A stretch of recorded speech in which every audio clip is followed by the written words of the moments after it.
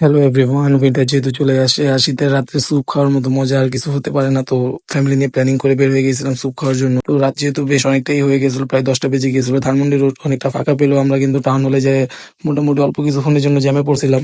তো সলিমুল্লাহ রোডের এদিকে আপনি যেইগুলোই দেখতে পাচ্ছেন সবগুলোই প্রায় খাবারের দোকানই।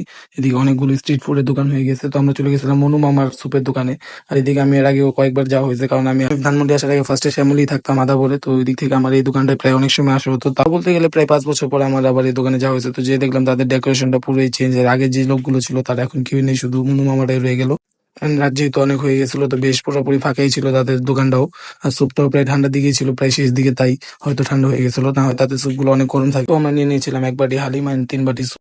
আর তাদের হালিম হচ্ছে প্রতি বাটি 100 টাকা করে, আর স্যুপ হচ্ছে প্রতি বাটি 60 টাকা করে। আর স্যুপেও বেশ অনেক পিস মাংসই ছিল, প্রায় 5-6 পিসের মতো মাংস ছিল। আর মাংসের পিস গুলো মোটামুটি অনেকটাই বড় ছিল, একটা নর্মাল দোকানের তুলনায় অনেকটাই বড় ছিল তাদের মাংসের সাইজ গুলো। তো এবারের মতো আল্লাহ হাফেজ, সবাই লাইক কমেন্ট সাবস্ক্রাইব করে পাশে থাকবেন।